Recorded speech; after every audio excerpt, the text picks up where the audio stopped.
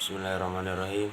Perkenalkan, nama saya Andi Muhammad Aksan Jusuli Amran, NIM 200303501039, kelas IKOR B, olahraga akuatik.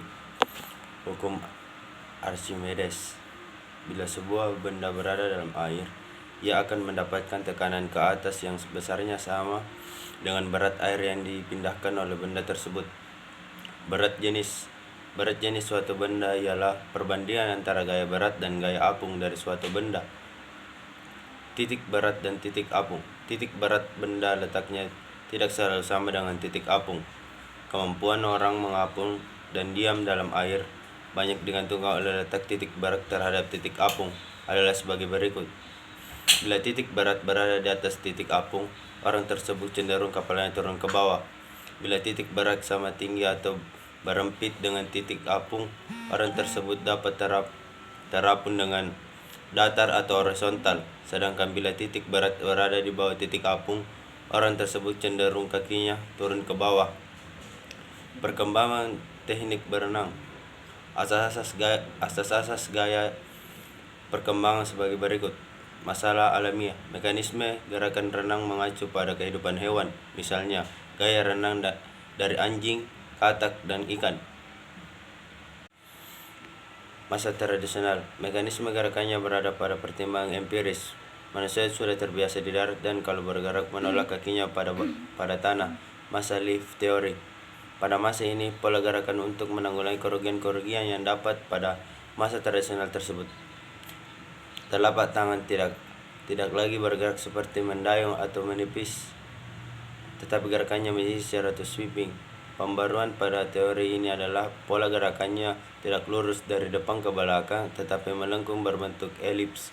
Bentuk gerakan elips ini merupakan gerakan tangan menyisir yang melengkung ke samping, kiri, kanan, atas, bawah. Pola gerakan ini tidak lain ialah mendekati prinsip dari gerakan baling-baling.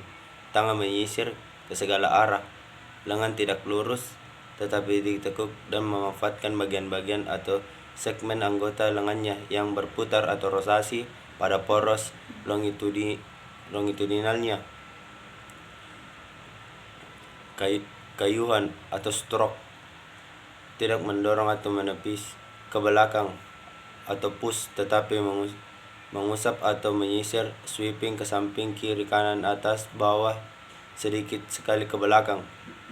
Kayuhan tidak pada air yang bergerak ke belakang, tetapi pada air yang diam. Gaya angkat atau lift terjadi berdasarkan prinsip atau efek Bernoulli. Modifikasi teknik gerak tubuh dan komposisi tubuh.